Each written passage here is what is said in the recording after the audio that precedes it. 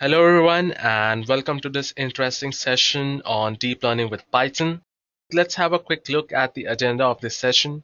So I'll start off this video with an introduction to artificial intelligence, machine learning and deep learning and how they are related in terms of data science. Moving forward, we'll learn a little bit about AI and ML and understand how machine learning failed, which brings us to the main topic of this session, that is deep learning, and we'll understand how it overcame all the problems that machine learning faced. Next, we'll discuss some important applications of deep learning and see some really cool applications that are too good to be true. Now, moving forward, we'll learn what exactly is a neural network and understand the structure of a perceptron and see how a neural network behaves. And towards the end, we'll create our own perceptron from scratch using Python. And I'll finish off this video by creating a neural network in Python to show you guys how exactly deep learning works. Now, deep learning is a hot buzz nowadays and has firmly put down its roots in a vast multitude of industries that are investing in this field, like artificial intelligence, big data, and analytics. Now, for example, Google is using deep learning in its voice and image recognition systems, whereas Netflix and Amazon are using it to understand the behavior of their customers. In fact, you won't believe, but researchers at MIT are trying to predict the future using deep learning. Now imagine how much potential deep learning has in revolutionizing the world and the way we work around things. Now before talking about deep learning, one must understand its relationship with machine learning and artificial intelligence in terms of data science. So if you have a look at the picture here, you can see that the data science is the superset, and inside we have artificial intelligence, inside that we have machine learning, and inside that we have deep learning. So data science is an extraction of knowledge from data using different techniques and algorithms, whereas AI or artificial intelligence is a technique which enables machines to mimic human behavior. Now, machine learning is a subset of artificial intelligence technique which uses statistical methods to enable machines to improve the experience, whereas deep learning is a subset of machine learning which makes the computation of multi-layer neural network feasible. It uses neural networks to stimulate human-like decision making. Now, the term artificial intelligence was coined in 1956 by John McCarthy, who is also referred to as the father of artificial intelligence. The idea behind AI is fairly simple yet fascinating, which is to make intelligent machines that can take decisions on their own. Now, you may think of it as a sci-fi, but with respect to recent developments in technology and computing power, the very idea seems to come closer to reality day by day. Now, if you ask me, AI is the simulation of human intelligence done by machines which are programmed by us. Now, the machines need to learn how to reason and do some self-correction as needed along the way. Now, the way we have detailed algorithms which artificial intelligence systems can make use of, they can perform huge tasks faster and more efficiently. Now, machine learning and deep learning are just ways to achieve artificial intelligence. Now that you are familiar with artificial intelligence, let's talk briefly about machine learning and understand what it means when we say that we are programming machines to learn. Here I have a famous quote by Tom Mischel of Carnegie Mellon University. He says, "A computer program is said to learn from the experience E with respect to some task T and some performance measure P if its performance on T as measured by P improves with experience E." Now this might seem a little confusing, E, P, and T. So if you want your program to predict the traffic pattern at a busy intersection, let it be the task T, which I'm talking about. You can run it through a machine learning algorithm with data about past traffic patterns, that is the experience E. Now, the accuracy of the prediction, which is the performance measure P, or the prediction, will depend on the fact that whether the program has successfully learned from the dataset or not, and the dataset being the experience E. So basically, machine learning is referred to as a type of artificial intelligence that provides computers with the ability to learn without being explicitly programmed by exposing them to vast amount of data. Now, the core principle behind machine learning is to learn from the datasets and try to minimize the error or maximize the likelihood on their predictions being true. Even though machine learning had great advancement, there were some drawbacks of machine learning. So traditional machine learning algorithms are not useful while working with high dimensional data. That is where we have large number of inputs and output. For example, in case of handwriting recognition, we have large amount of input where we have different types of input associated with different types of handwriting. Now, handling and processing such types of data becomes very complex and resource exhaustive. This is termed as the curse of dimensionality. Now, to understand this in simpler terms, let's consider the following image. Now, consider a line of 100 yards, and you have dropped a coin somewhere on the line. Now, it's quite convenient for you to find the coin by simply walking on the line. This very line is a single dimensional entity. Next, consider you have a square of 100 yards, and yet again you drop the coin somewhere in between. Now it's quite evident that you are going to take more time to find the coin within the squares as compared to the previous scenario. Now this square is a two-dimensional entity. Let's take it a step ahead by considering a cube of side 100 yards. Now you have dropped a coin somewhere in between. Now it's even more difficult to find the coin this time. The cube is a three-dimensional entity. Hence, you can observe that the complexity is increasing as the dimensions are increasing. And in real life, the high-dimensional data that we are talking about has thousands of dimensions that makes it very complex to handle the process. Now, the high-dimensional data can easily be found in use cases like image processing, natural language processing, and image translations. Now, machine learning was not capable of solving these use cases. Now, the second major challenge is to tell the computer what are the features it should look for. That will play an important role in predicting the outcome as well as to achieve better accuracy while doing so. Now, this very process is referred to as feature extraction. Feeding raw data to the algorithm rarely ever works, and this is the reason why feature extraction is a critical part of the traditional machine learning workflow. Therefore, without feature extraction, the challenge for the programmers increases as the effectiveness of the algorithm very much depends on how insightful the programmer is. Hence, it is very difficult to apply these machine learning models or algorithms to complex problems like object detection, handwriting recognition, and image processing. Now here comes deep learning to the rescue. Now, deep learning is capable of handling the high-dimensional data and is also efficient in focusing on the right features on its own, which is the process of feature extraction. So before we understand how exactly deep learning works, let's have a look at the applications of deep learning. So the first application of deep learning is speech recognition. Now, all of you might have heard about Siri, Cortana, or the Google Assistant. Now, Apple has also started investing on deep learning like the other big giants to make its services better than ever. In the area of speech recognition and voice-controlled intelligent assistant like Siri, one can develop more accurate acoustic model using a deep neural network and is currently one of the most active fields for deep learning implementation. In simple words, you can build such systems that can learn new features or adapt to you, therefore provide better assistance by predicting all the possible beforehand. Next on our list we have automatic machine translation.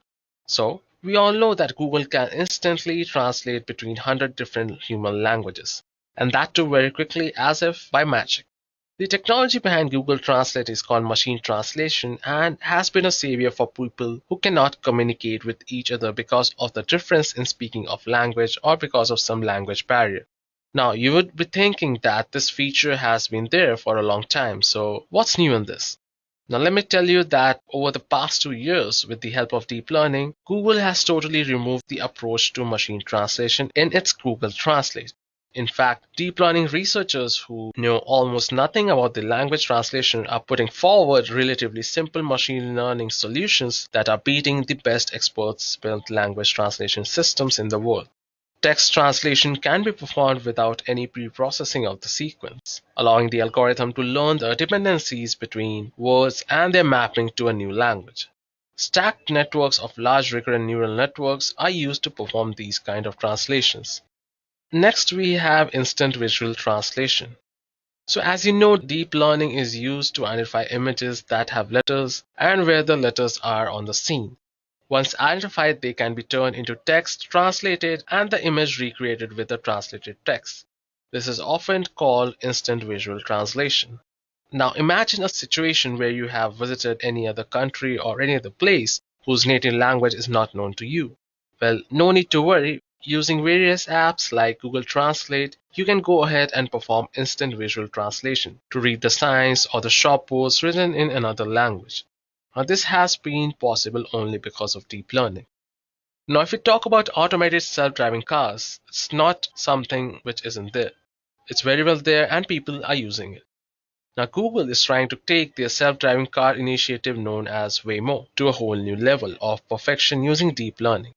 Therefore, rather than using old-handed coded algorithms, they can now program systems that can learn by themselves using data provided by different sensors. Deep learning is now the best approach to most perceptron tasks as well as to many low-level control tasks. Hence, now when people who do not know how to drive or are disabled can go ahead and take the ride without depending on anyone else. Now, if we talk about predicting the future, what deep learning does is that it can help us in predicting the earthquakes, tsunami beforehand so that the preventive measures can be taken to save many lives from falling into the clutches of natural calamities. Another implementation of deep learning is the chatbots. Now, all of you have heard about Siri, which is Apple's voice-controlled virtual assistant. Believe me, with the help of deep learning, these virtual assistants are getting smarter day by day. Now, chatbots also work with the help of deep learning. Now, if you might have used any of the online ordering apps like Amazon or Flipkart, you might have gotten. If you have ever visited or used the customer care services of any online or e-commerce website like Amazon, Alibaba, or in fact Flipkart, the customer care service to which you are interacting with might not be an actual human. So that is where chatbots are heavily implemented, and also in the transportation apps like Uber and Ola. Now, these chatbots can adapt itself according to the user and provide better personalized assistance. Now, there is a very cool application of deep learning which is the Google AI Eye Doctor. It is a recent initiative taken by Google where they are working with an Indian eye care chain to develop the AI software which can examine retina scans and identify a condition called diabetic retinopathy, which can cause blindness. Now, if we talk about artificial intelligence and deep learning in general, there is a dream reading machine. Now, this is one of my favorites, a machine that can capture your dreams in the form of video.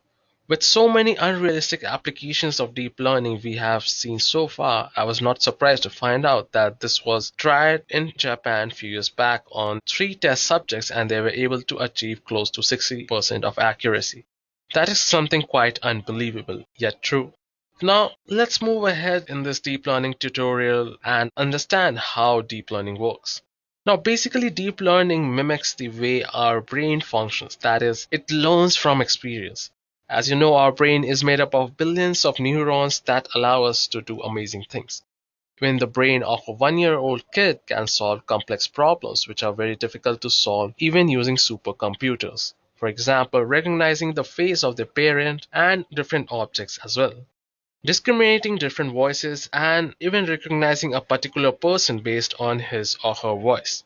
Draw inference from facial gestures of other person, and many more.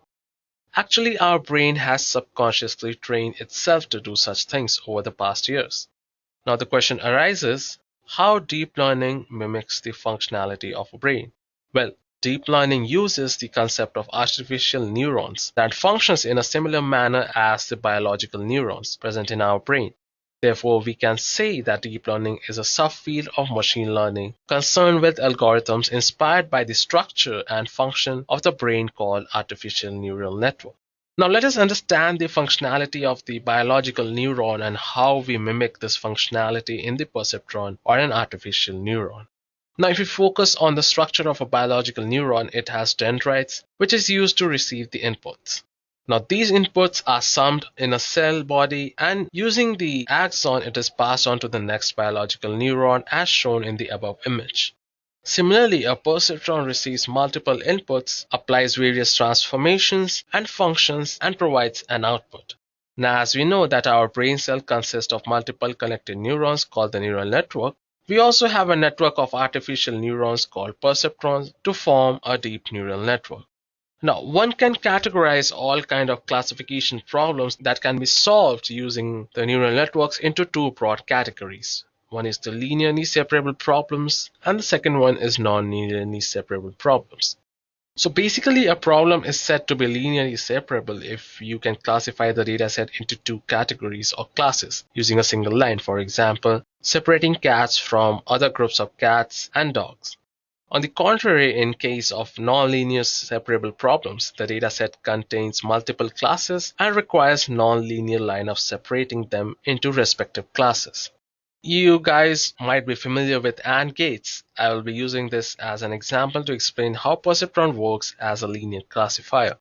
So as you know, AND gate produces an output as 1 if both the inputs are 1 and 0 in all the other cases. Therefore, a perceptron can be used as a separator or as a decision line that divides the input sets of an AND gate into two classes. Class 1, inputs having output as 0, that lies below the decision line, and second class is inputs having the output as 1, that lies above the decision line or the separator. Now the diagram here shows the above idea of classifying the inputs of AND gate using a perceptron. So till now you understood that a linear perceptron can be used to classify the input data set into two classes. But how does it actually classify the data? So mathematically one can represent a perceptron as a function of weights, inputs, and bias. Now each of the input received by the perceptron has been weighed based on the amount of its contribution for obtaining the final output. Now bias allows us to shift the decision line so that it can best separate the inputs into two classes. Now enough of this theory, let us look into the example of the perceptron learning algorithm where I will implement the AND gate using a perceptron from scratch. So for this purpose I am going to use Python. A few important things to note here that there are certain deep learning frameworks that can be used to achieve the solutions. So there are TensorFlow, we have Theano, we have PyTorch. So what I'm going to do is use the most famous framework, which is TensorFlow, and I'm going to use Python for programming here. What you need to do is install TensorFlow. We have another tutorial on TensorFlow in which we have shown the exact steps to how to install TensorFlow and what exactly is TensorFlow. So I'm not going to go into the details of that. So first of all, what we need to do is I'm going to use the Jupyter notebook here to do all my coding. So created a Jupyter notebook called Deep Learning with Python. So first of all, what we're going to do is we're going to import all the required library. So I will begin with importing all the required libraries. And in this case, I just need to import one library, that is TensorFlow. So what I'm going to do is now import TensorFlow as TVF. So once we have imported TensorFlow, now what we're going to do is define the vector variables for the input and output. I will create the variables for storing the input and outputs and the bias for my perceptron. So here I have the training input and here I have the training output. So as you can see here, we have the training input and the training output. So now what I need to do is define the weights variable and assign some random values to it initially. Since I have three inputs over here, input 1, 2, and the bias, I will require three weight values for each input.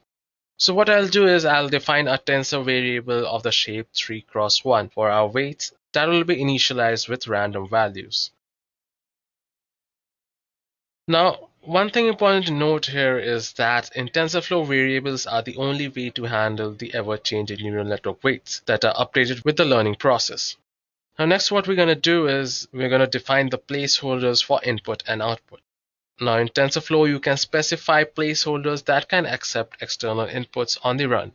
So I will define two placeholders, X for input and Y for output. Later on, you will understand how to feed inputs to a placeholder. Now, as discussed earlier, the input received by a perceptron is first multiplied by the respective weights, and then all these weights inputs are summed together. Now this summed value is then fed to the activation for obtaining the final result as shown in the image below. Now I'll show you the code of how to do this. So guys, as you can see here, in this case I have used the relu as my activation function. So there are a lot of other activation functions like the sigmoid function, the relu, we have the crelu. Other important activation functions will be introduced as you proceed further. Now that I have used relu function as my activation function, I need to calculate the error value with respect to the perceptron output and the desired output.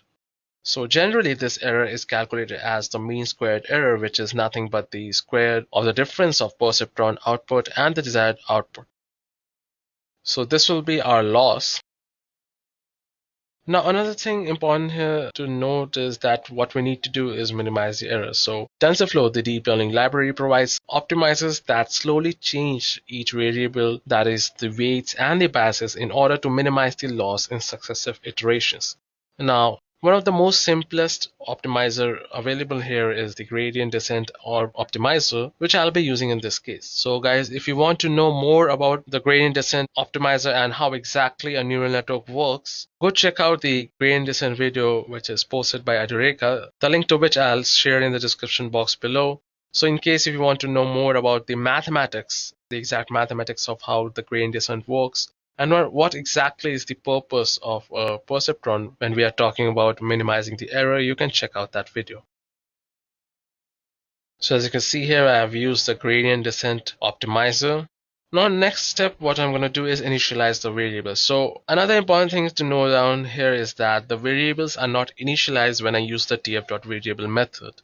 So for that, I need to explicitly initialize all the variables in a TensorFlow program using the following code.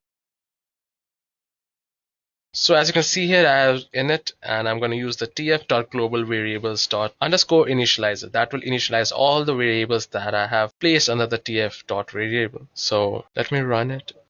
So now I need to train our perceptron, that is, update the values of the weights and bias in successive iterations to minimize the error or the loss, which is our main goal. Now, one important thing to note down here is that when we talk about deep learning models, there are certain hyperparameters to work on. So, for example, we have epochs, we have the learning rate.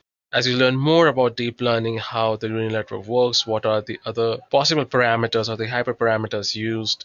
Moving forward, if you learn about the convolution neural network or the recurrent neural network, you'll learn there are a lot of other hyperparameters involved there also.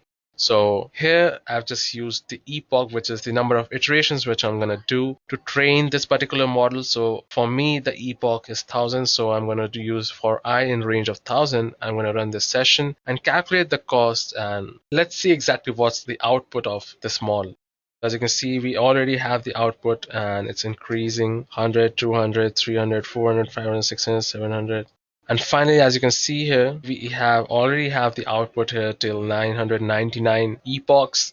So as you can see here, if we start from the first epoch, you can see the loss is 1.03. It became 1.02, 1.00. It came down to 0.98. And the more we train the particular model, the more it will understand the particular data set, and the loss will decrease as long as we train the model.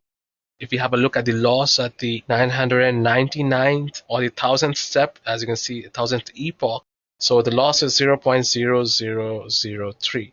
That's an amazing loss. And since our data was so small, it was very easy for the perceptron to learn the data during the 1000th iterations because there's nothing new about AND gate. But the complications arises when we are dealing with large amounts of data in which the data is of high dimensionality and each data differs from the previous one in some other respect.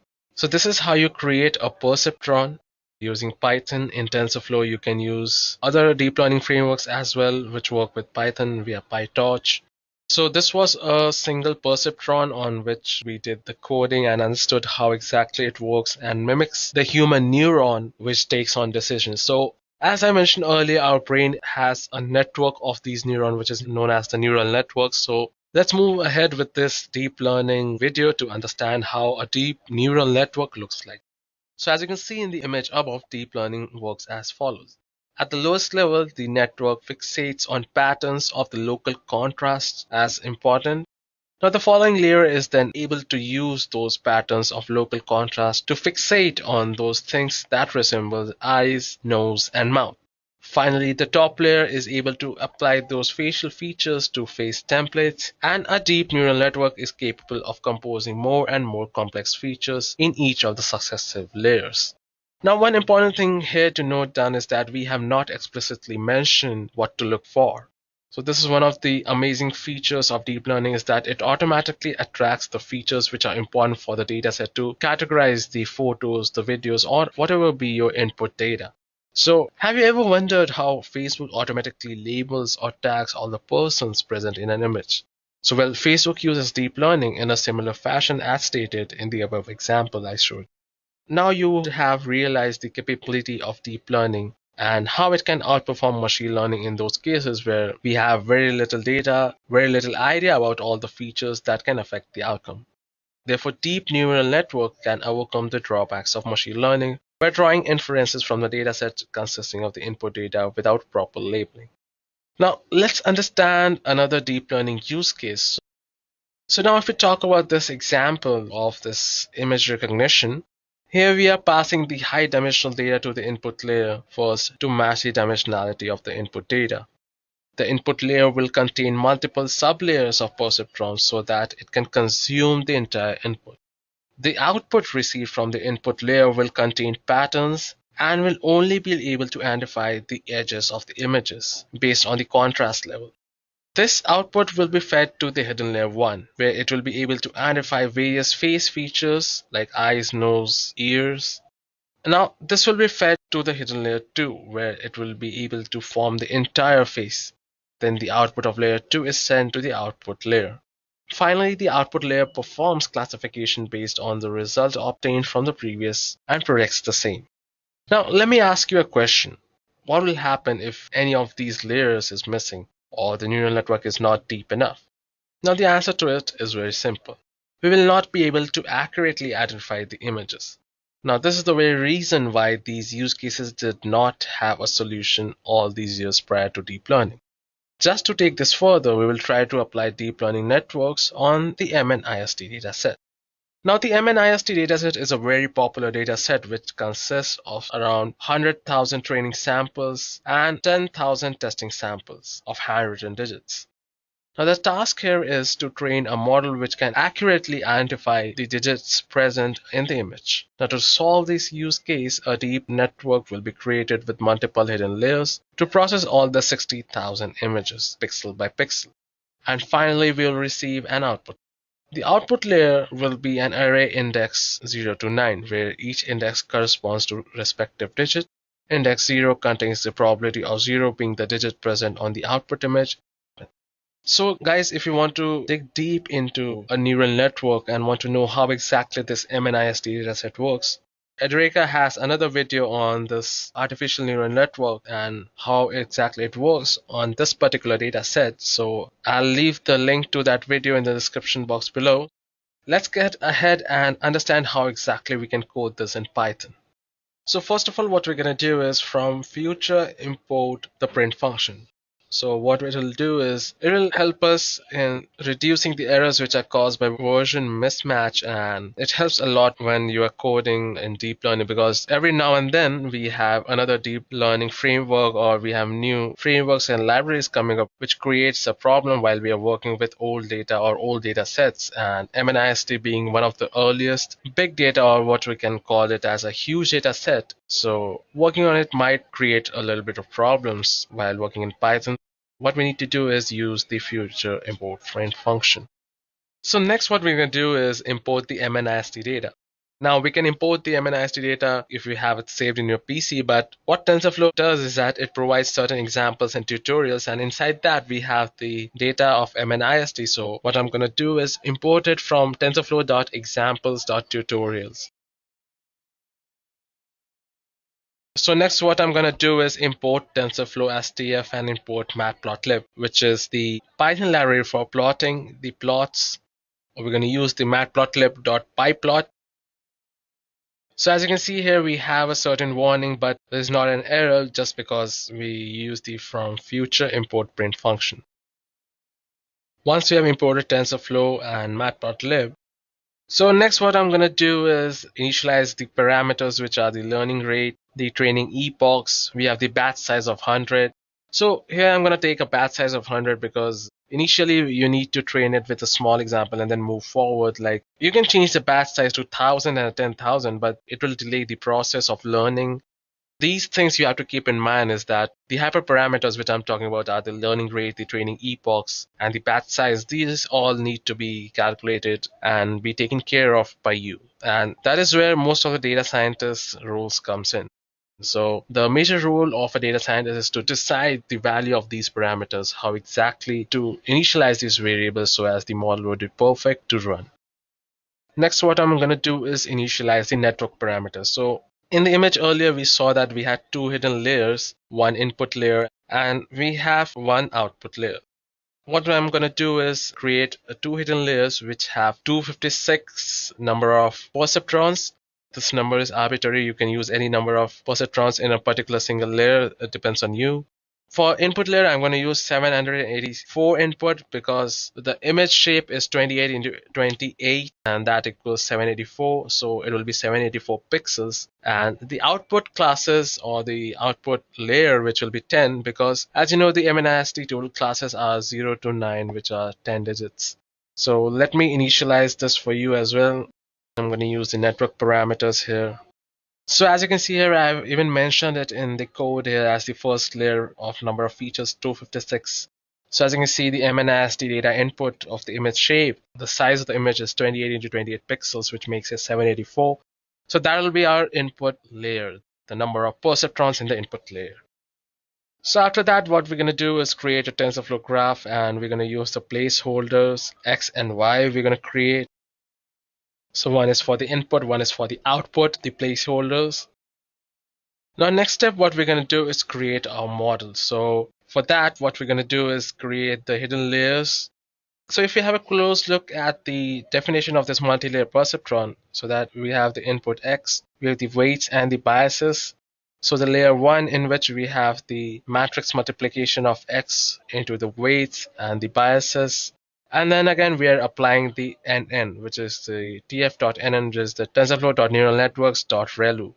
You can use sigmoid, you can use any other activation function which you want to get a different result. For this practical, I'm going to use the ReLU activation function. So similarly for layer 2 also I'm doing that, and for output layer also, but then again in the output layer we are not using any activation functions.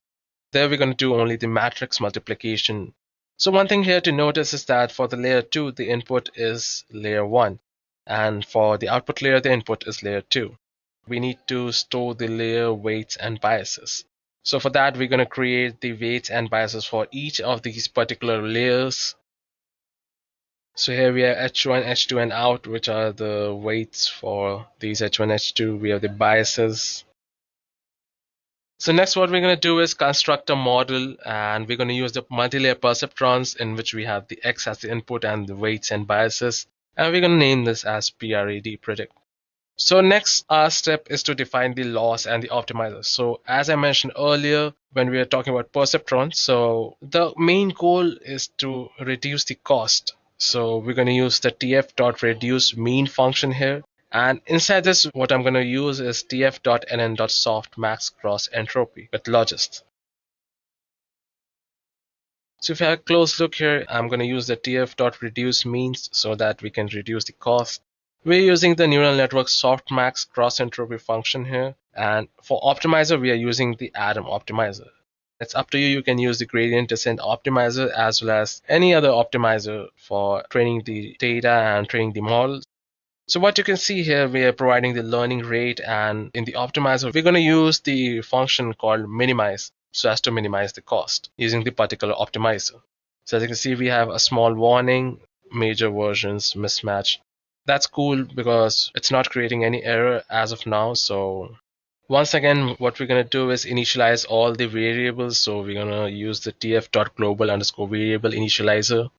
Then again, we're going to create an empty list to store the cost history and the accuracy history so as to get a track of whether our deep neural network is working in the right direction or not. So don't get afraid when I show you this code. What we're going to do is launch the graph which we created. So for that, we're going to use tf.session as scss. And then we have the training cycles for epochs in the range training epochs. So epochs, which we mentioned earlier, are 15. So we're going to train this for 15 epochs. First of all, what we're going to do is create the average cost as 0. But what we're going to do next is that loop it over all the batches. So the batch size is 100. We're going to use a batch size of 100, iterate it for 15 epochs. For I in range total batches, we're going to MNIST.train the next batch size. Next, what we're going to do is run an optimization backdrop and the cost operation to get the loss value. We're going to calculate the average cost, and then finally we'll calculate the accuracy. So What we're going to do is accuracy will be tf.reduce mean of the tf.cast of the correct prediction. What we're going to do is now append the accuracy to the list. And next what we're going to do is append the cost to the list also, so as the final output we get the accuracy and the cost, and we'll see how the accuracy increases while the cost decreases. And then again we have the plot the cost history to just have a look at the plot of what the cost looks like and the accuracy looks like. So let me run this code. So as you can see, in first epoch we have cost 171, accuracy 0.8.